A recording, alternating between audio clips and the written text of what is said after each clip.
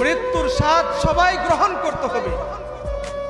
আজকে আমাদের 60 বছর 70 বছর হায়াতের জিন্দেগি পাইয়া আমরা এমন ভাবে দুনিয়ার জমিনে চলাফেরা করতেছি, আমাদের চলাফেরা উঠা বসা, আমাদের কথাবার্তা চাল চলন, আমাদের মনে হয় না যে আমরা মৃত্যুর স্বাদ গ্রহণ করব। আমরা যে মৃত্যুর পথযাত্রী, আমাদের যে আখিরাত আছে, আমাদের যে হাসরের ময়দানে দাঁড়াইতে হবে, এই বুঝটুকু আমাদের ভিতরে এখনো পর্যন্ত জাগ্রত হয় না। মালাকুল মউত আজরাইল আমাদেরকে সতর্ক করতেছে, সতর্ক বার্তা প্রত্যেক দিন দিচ্ছেন, আর প্রত্যেকটা বান্দাদেরকে সতর্ক করতেছেন যে মৃত্যু তোমার অনিবার্য। যেই কোনো মুহূর্তে আমি মালাকুল মউত আজরাইল তোমার সামনে চলে আসতে পারি। ওই দিন যদি তুমি হাজারো চেষ্টা করো, তাহলে এই মৃত্যুর থেকে তুমি পলায়ন করে বাঁচতে পারবে না, ঠিক কিনা? আজও পর্যন্ত পৃথিবীর জমিনে এমন কোন ক্ষমতাশীল ব্যক্তি আছে যে মৃত্যুর থেকে পলায়ন করে বাঁচতে পারছে? আছে আজও পর্যন্ত? নাই, আজও পর্যন্ত নাই। আজও পর্যন্ত যত ক্ষমতাশালী ব্যক্তি হোক না কেন, মৃত্যু তার সামনে পাকড়াও করছে। এই পৃথিবীর জমিনে সবচেয়ে ক্ষমতাশালী ব্যক্তি ছিলেন কে?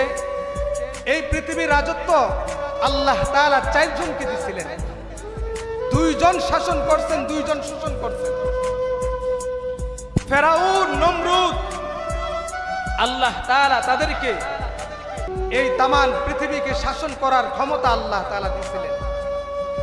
নমরুদকে আল্লাহ তাআলা এই তামান পৃথিবীকে চালানোর মতন তাদেরকে ওই জায়গার মধ্যে ক্ষমতা বসাইছিলেন। কিন্তু আল্লাহ রাব্বুল আলামিন কাউকে ক্ষমতার চেয়ারের মধ্যে বসায়, কত ইজ্জু মান তাশা ওয়া জিল্লু মান তাশা।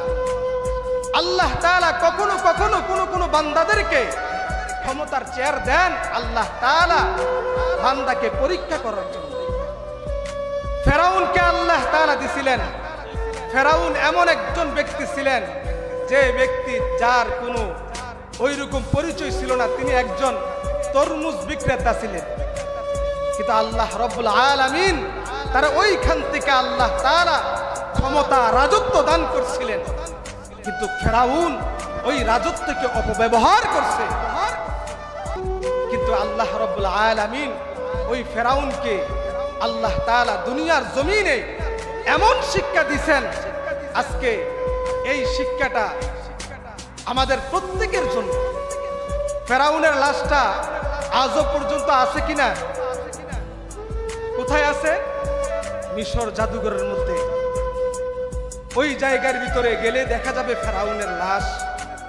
আল্লাহ রাব্বুল আলামিন এত ক্ষমতা তাকে আল্লাহ তাআলা দিয়েছেন, এত ক্ষমতা দেওয়ার পরে এই ক্ষমতাকে সে অপব্যবহার করছে। আল্লাহ রাব্বুল আলামিন বুঝাইতে চাচ্ছেন যে আমি আল্লাহ তাআলা ক্ষমতা দিছি, কিন্তু ক্ষমতা আমি আল্লাহ রাব্বুল আলামিন তার থেকে আবার কেড়ে নিছি। আবার আমি আল্লাহ তাআলা সবার জন্য এটা দৃষ্টান্ত রাখলাম শিক্ষামূলক, যে এই ফেরাউন থেকে সবার শিক্ষা নেওয়ার উচিত যে ক্ষমতা অপব্যবহার করা যাবে না। আল্লাহ তাআলা নমরুদকেও আল্লাহ ক্ষমতা দিছিলেন না? নমরুদকে কেমন ক্ষমতা দিছিলেন? নমরুদকেও ওই রকম ক্ষমতা দিছিলেন